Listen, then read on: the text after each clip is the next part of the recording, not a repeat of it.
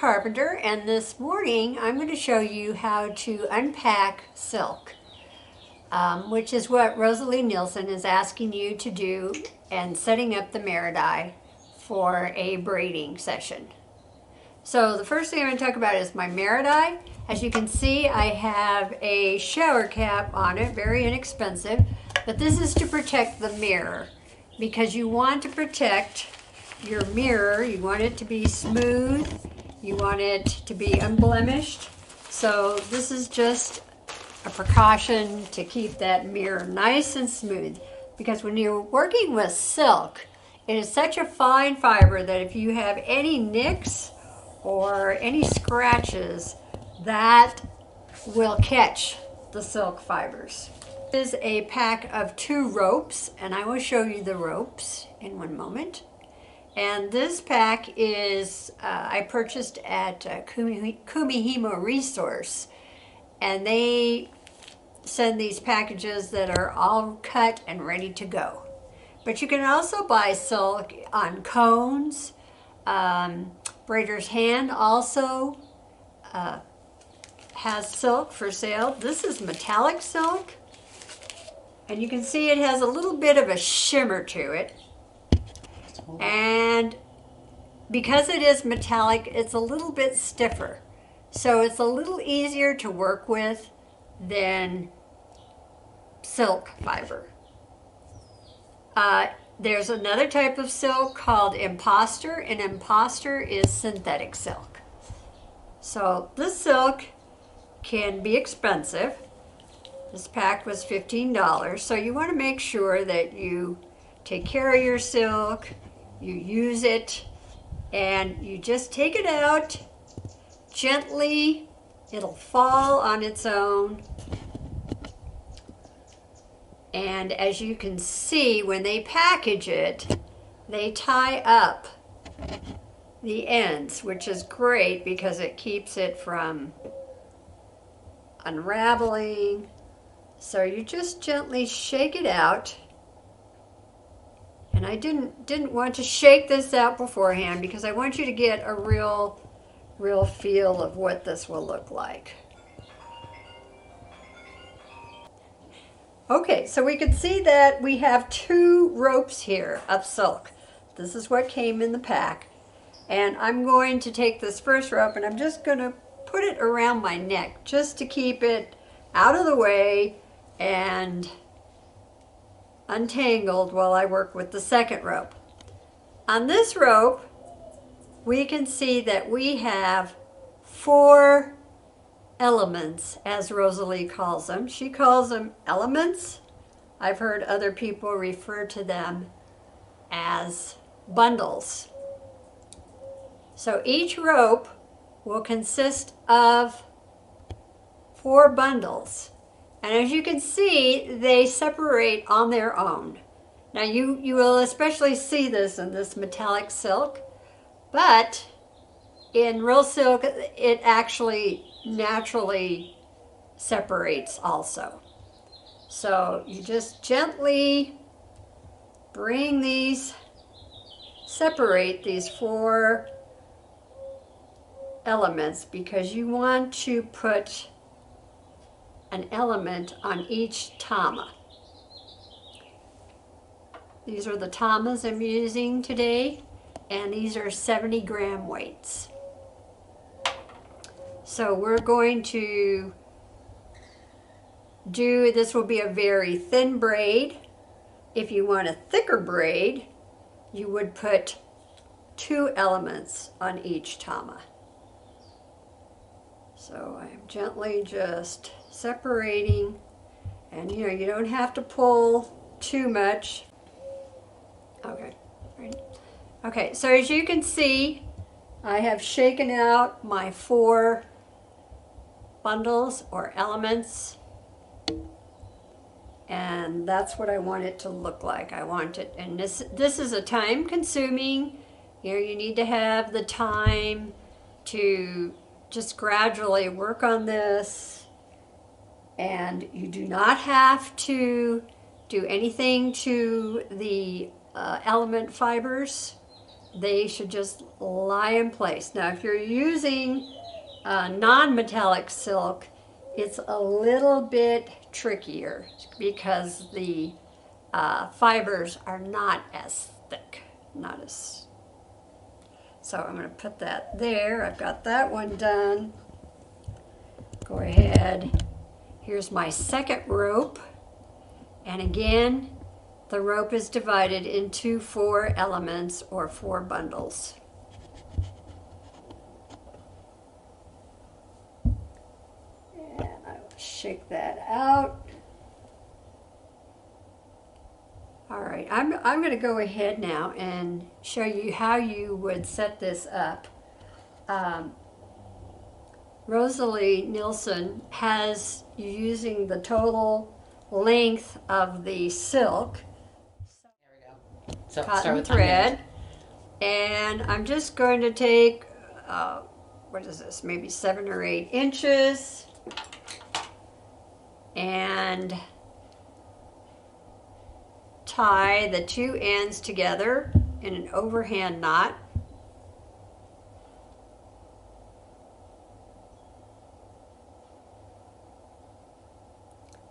And we're going to use this loop to make a lark's head on your silk, which is what,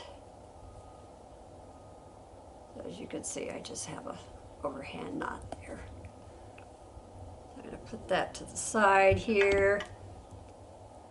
And the great thing about Kumihimo Resource is they very gently put a little knot at the end of your silk, so all you have to do is pull and it pulls right out. So it's ready for you to go. All right, so I'm going to go ahead and put these 2 ends together, these 2 ropes. Remember, each rope has 4 elements, 4 bundles. Put the ends together.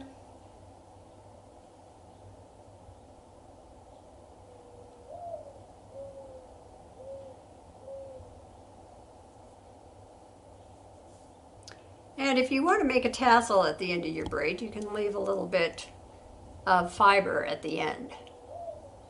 So I'm going to go ahead and do that and just make an overhand knot with the 2 ropes. Try that again.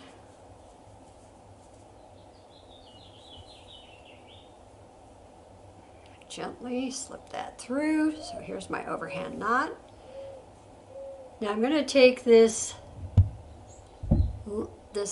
cotton thread that I made the loop out of, and I'm going to take it and I'm going to place it just before the knot.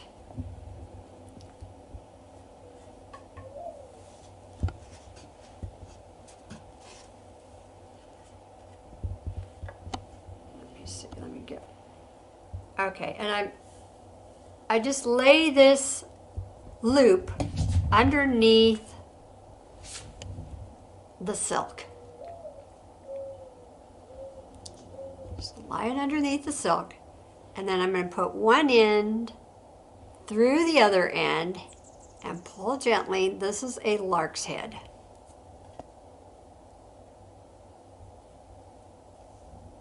Here's my lark's head. It's connected to my loop. Now I'm going to use this cotton loop also for my chopstick and also for my S-hook. So this is pretty long. This is very long. So I can easily fix that by just creating an overhand knot and make it a little bit closer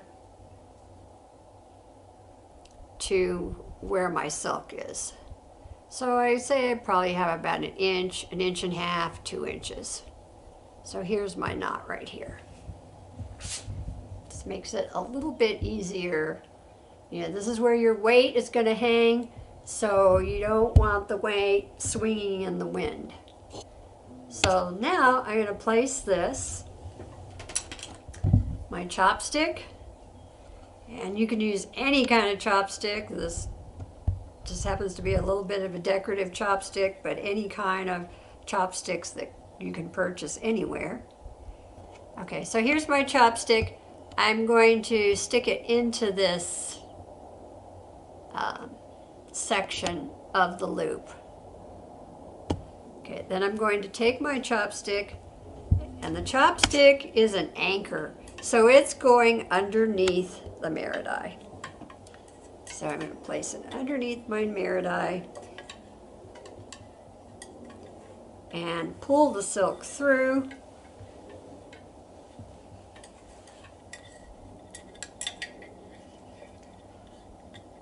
And your chopstick is what holds.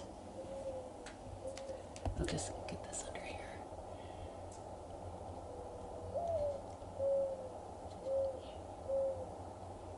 Okay, so you can see that the chopstick is below, and I have it precariously sitting there.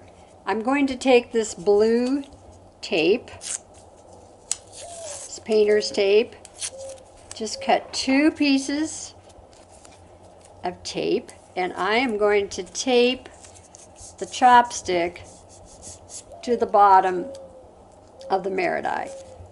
Now, expert braiders have told me that you don't need to do this step, but I feel very confident now that my chopstick is secure and that my silk packages aren't going to be flying off. Okay, so I'm at the end of my element, my bundle, and I have a little slip knot there. So I'm just going to pull it through to loosen it, or to get my elements separated. You can see I have my element here. I'm going to gently pull through the element just to make sure that all my silk is lying correctly. This is the tama. This tama is 70 grams. To put the fiber on the tama, I make a loop, and then I pull the outside, my left side, into my loop,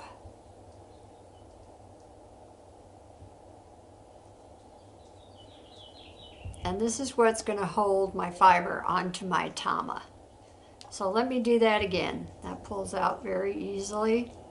I'm still making sure that my silk is nice and smooth. So I make a loop. Here's my loop. I take my silk from my left side and I bring it through.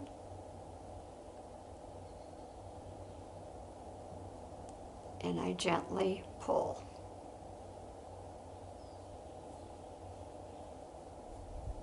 And I can, with this type of knot on it, and silk is very slippery, so you know it will pull out if you're not careful. So now I have this loop.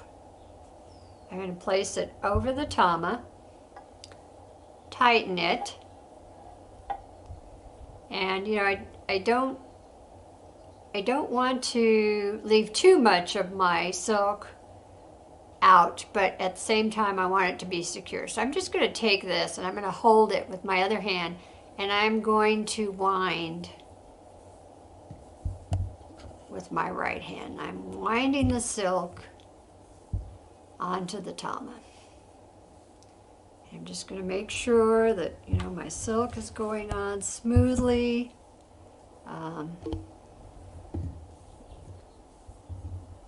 I'm not going to worry about those little fibers sticking out there. That's the end. That's the end of my bundle, my element. I'm just going to continue to wind.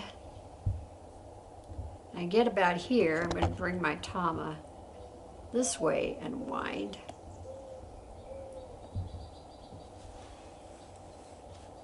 So now, to secure the silk onto the tama, I take my hand, my 4 fingers, I place it over the braid,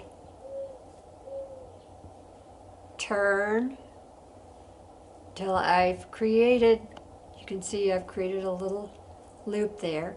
And I'm going to take my tama and place it under where my fingers are.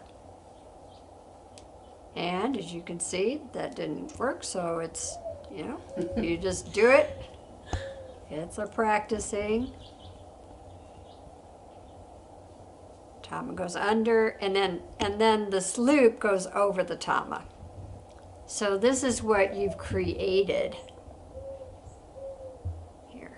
And you don't, this is probably a good length. You don't want your tama sitting way up on the mirror.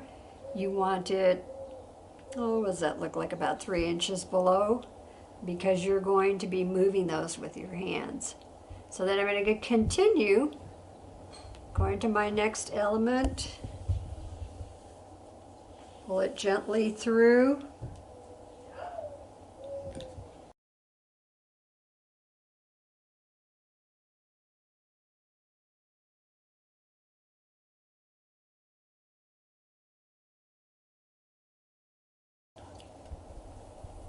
Okay, so I'm going to go ahead and smooth out my fiber.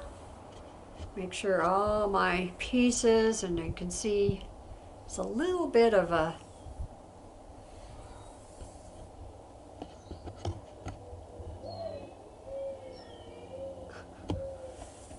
Just keep going. little bit of a backup right here. So I'm just gonna, oops, gently.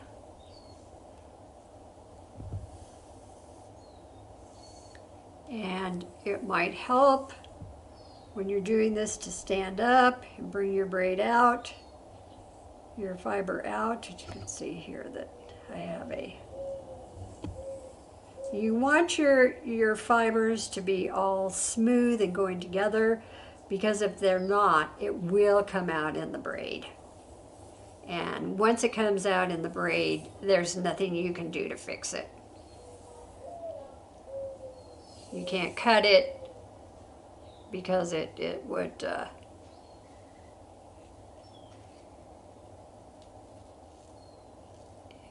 interfere with the structure of the braid. So, you know, you just gently.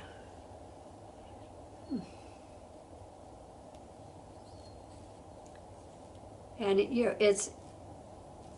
your braid will braid very easily, very quickly.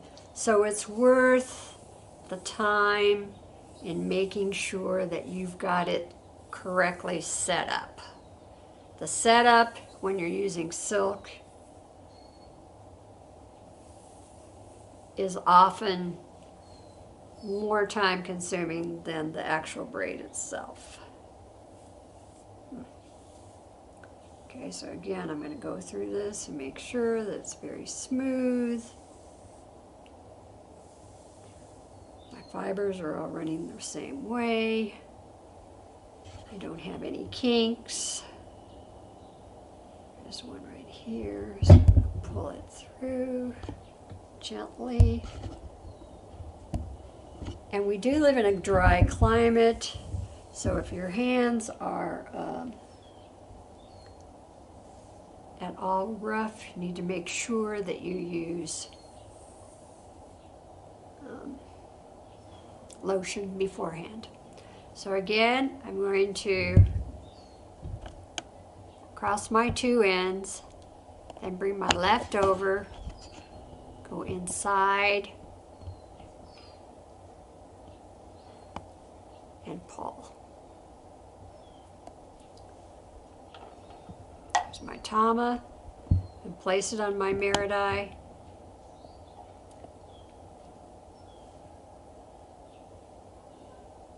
Put my loop over the tama, gently pull.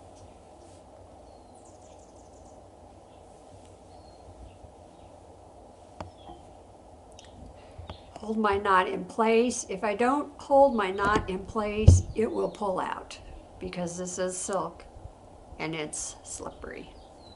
So now I'm going to wrap making sure that it wraps smoothly. It on. Taking your time to make sure it's smooth. When I get to this, about this place, just going to wind it up. And this is where I create my loop to hold it, the silk onto the tama. So I place my hand over, keep my tama stationary, put my hand over, then my tama goes underneath the loop so that that loop is sitting on top of the tama, and I pull down. Well, I don't pull down, I just gently let it go down in. So, again, here I'm working with the next element, winding it on to the tama. And this element was much smoother than the last one, so the process was a little bit easier.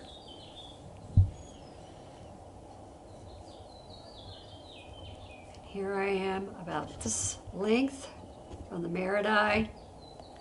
Put my 4 fingers over the top of the fiber, turn. Then I'm going to take my tama and push towards my fingers, towards my palm of my fingers and through the loop, so that the loop is now sitting on top of the tama. And I just allow that to gently go down. So, the nice thing about the Marudai, it's very portable, so I can turn it when I need more space. So, I've now wound up 1 rope. The 1 rope has 4 elements, and I'm ready to start on the other 4.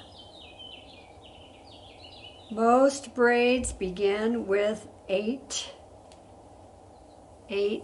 tamas, but tamas can go up as far as 32 tamas, 64 tamas. So I have 16, well, I actually have a set of 16 tamas, and I have another set of another 16. So I could do a 32 fiber braid. So here again, I've got my loop, pull, just, everything is done with a gentle touch. Again, hold the end of my silk down because it will pull right out if you are not holding it. Wind it up. Take the time to make sure that your element is smooth. There are no kinks in it.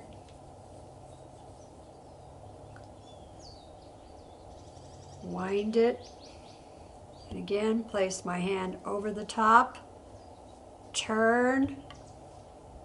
My tama is up here, here's on the left. Push my tama across my palm to the fingers so that the fiber is on top, and then gently. Right now, I'm not going to worry too much about the length of my tamas because that will come when I've got them all set up. Again, I want to emphasize the security of this chopstick. I know my chopstick is taped under there. That's a temporary hold, but it keeps the tamas from flipping. Or the braid could just flip right out. So you want to make sure that you just go ahead and use that tape until you feel secure enough that you can do it without it. I just think it's worth 2 little pieces of tape to do what you need to do. So we've got our loop here. We put it on our tama. Again, hold the silk. I've got holding the silk in place with my thumb as I wind.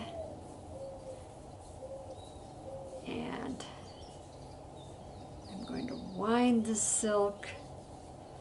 A lot of this is just practice. If you want to just practice on the loops that you need to secure the tama, you could practice with rat tail or cotton. Much cheaper. Put your hand over the top of the fiber, turn. Again, my tama is here on my left, through my palm, to my fingers. The fiber is now on top. Gently just. All right, so I'm rolling my 8th tama. And again, I put my hand, turn. Tama goes under the fiber. And here's my cord. Now, if I want to lengthen this, all I have to do is just gently, and you can see this loop right here, it's holding it on. Gently just pull through, and it will lengthen. Now, if you want to shorten it, you have to take it off and rewind it. So now I've got my 8 tamas. I'm not going to worry too much about my placement, but I can just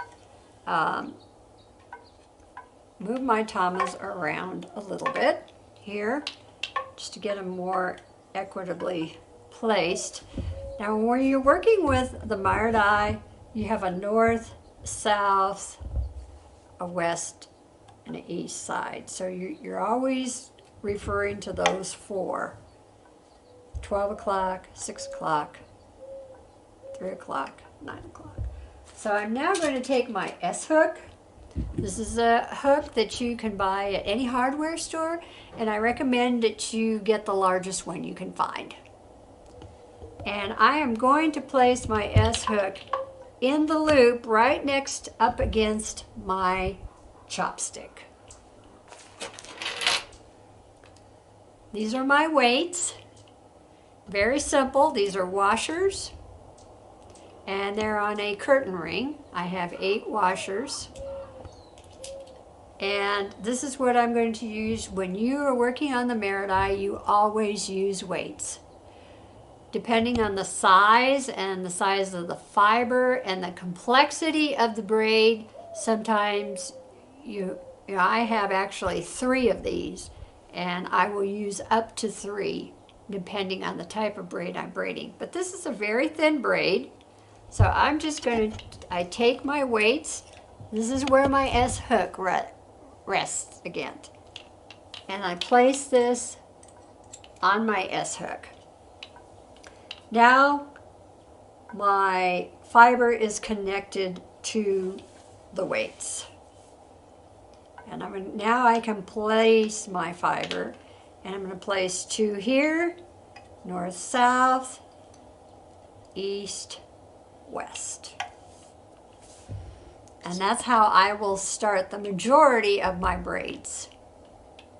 Now, if you have more braids, then more complex braids, then your fiber is going to go between the north, south, east, west area. So now that I have my weights secure, now I can take my chopstick off. Just pull it through. You never leave your braid on the Marudai without either weights or chopstick. So when I finish, let's say I only want to do part of my braid today, I take my chopstick and I place it up over my knot and through. I've got my fiber all attached to my tamas, and it's attached here at the weight. If I decide I don't want to finish my braid today, I want to continue it a different day or place it, I go below and over the center of the braid, which is called the point of braiding. That secures all of this to the Marudai. Then I can take my weight off. Only then do I take my weight off. I always secure it just like you would if you were working on a disc. You always want to, well, you can kind of secure it, but you know, you want to secure your fiber before you do anything. So again, I put my weight back on and gently just pull my chopstick out. My fibers are secure with the weights, but if I need to leave my braid at any time, I take my chopstick, I place it up through the mirror, through the hole, and up and over the point of braiding. Where the fiber comes together is called the point of braiding. And this secures my braid to the Marudai. Now I don't have any reason to fear that it will flop out. Now I can gently release my weights. Okay, now if you are not using, you're using your total fiber in your packet, but you want to just, let's say, use the one color. You're going to use it all one color. You find the middle of your braid, and then you're going to use this knitting needle. This is very tiny. The knitting needle stays on the braid until the braid is completed. You do not take it out. And you secure it to the knitting needle with waxed thread, or you can use waxed dental floss. You can find waxed thread at Joann's or some type of sewing place, maybe Michael's, but you know, if you don't want to do that, everybody has dental floss. You can use your dental floss. And what I've done here is I've tied the dental floss around. I put the center over the little knitting needle, and then I tightly, and it does, you know, you might have to do it several times to get it tight. But the reason you're using dental floss is because it keeps the fiber from sliding through. If you try to use regular beading thread or sewing thread, your fibers will shift. So, and I put this on here so that when I finish my braid, this is what my end is going to look like. And then I take out my knitting needle, and I have a little nubbin, and that nubbin is just placed right into the end cap. So it just makes it nice and neat. Otherwise, when you're using silk, you never want to cut the ends like you would on a disc, right? You don't want a knot there. If I didn't use this, I would just find the end, take a piece of dental floss, and tie a knot there at that end. You can do that also. You don't need to have this, but this kind of just gives it a nice little finished look at the end, which you're not going to see anyway because you're going to put your end cap there. And then I tie a knot here, and this serves the same purpose as my S-hook. Now I'm still going to use a chopstick. This is just in addition to the chopstick. This does not take the place of the chopstick because it's too small and it's too short in length. So this is just to create that, but I put a little knot at the end, so this is where my S-hook goes. You would take your S-hook, you would take your chopstick through there, tape it under the Marudai just like we did. So this is what it'll look like. And then when you're ready to add the weight, you put your S-hook right here. And of course this will be upside down, so, right. But it's just a more finished way to begin your braid.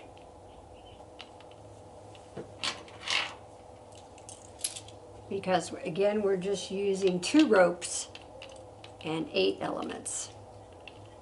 If you want it to be thicker, you would use 2 elements per tama. That'll give you a thicker braid. So I'm going to go ahead now and do a edo-yatsu. The edo-yatsu is the braid that Rosalie has done so much work on, has a wonderful book about the different variety of braids that you can do with the edo-yatsu. The thing I like about the edo-yatsu, it's a jumping braid. That's how I refer to it. You take your 2 and when you lift your tamas, you lift them with your fingers. You don't lift the tama itself. You're putting your finger inside where the braid is. And I'm going to jump. So then now I have 3 on my east-west side. I take the middle and I jump. Again, north, south, east, west. Now I take the opposite. So I'm going clockwise and then counterclockwise.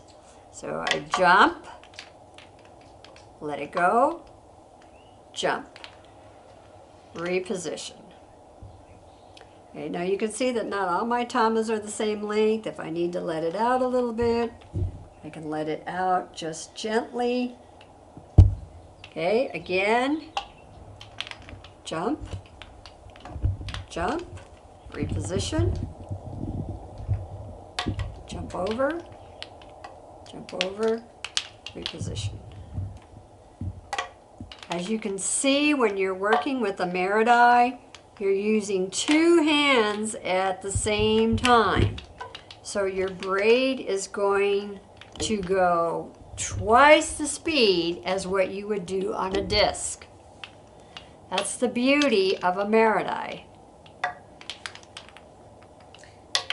On a Marudai, the focus is more the braid. On a disc, I would say the focus is more the beads. It's a good idea. Okay, it's a good idea when you first begin a new braid. This section right here is called the point of braiding. Take your phone and take a picture of that. So if you do get lost, you can make sure that your fibers are lined up correctly. As you can see, I always start with the fiber that's underneath. So these 2 fibers are what I'm going to begin this cycle with. I jump,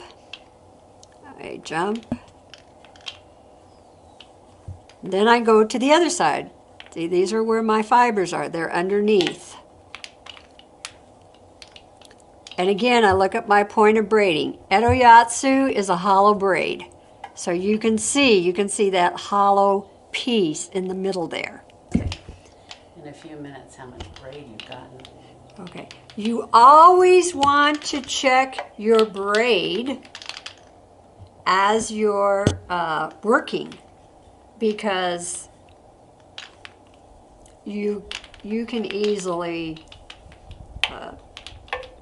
through daydreaming or phone call, get lost. So here's my braid. It's coming underneath, and you can see that it's a very narrow braid. It's not very thick because I'm just using a small amount of fiber. So I check my, and if I want to stop, again, if I need to stop my braiding, I stick my chopstick in there, remove my weights, and I could very gently, either get down or to check my braid. You can see that there's a pattern, and this is a variegated silk pack. So you would see probably even more of a pattern, especially if you're using 2 colors. And you can see if you are on the right track. If you got confused and are not on the right track, you need to back braid. And back braid is just something that comes with experience, but you really start to understand the braid, the structure of the braid, when you back braid. You never take it off and start over again. Don't start over again. So when you back braid, so here I'm going to back braid. I need to put my two ends, take this and spread them out a little bit. And I'm going to back braid. And this is why it's so important to take that picture, so that you know what the center of your braiding should look like.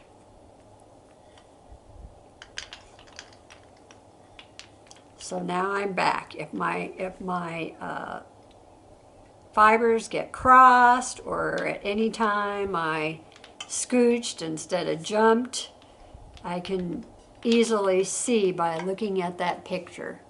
That has saved me many times. Take the time to take that picture of your point of braiding, so that you know what it should look like. So again,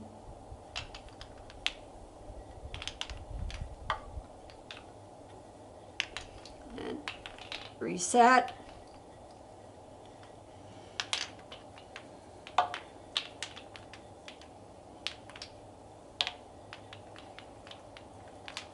Reset. And again, if you need to let out your fiber, just gently let it out at that time. And again, you are not picking up your tama, you're picking up the fiber. You can see my tama is not in my hands, it's the fiber.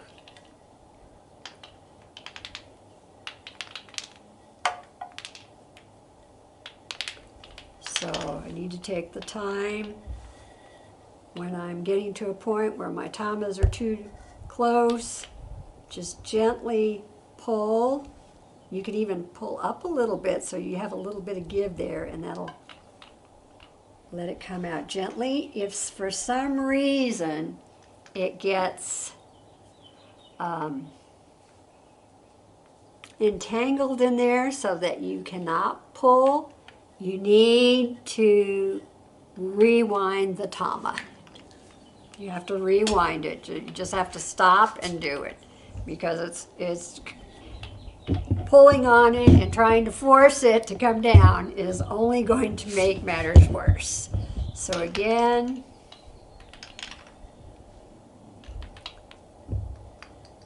reset.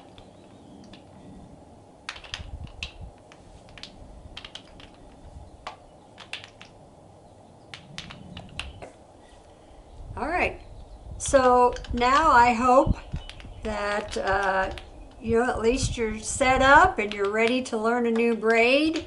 There are hundreds and hundreds of braids, so this is a very creative and very much of a learning process. So have fun.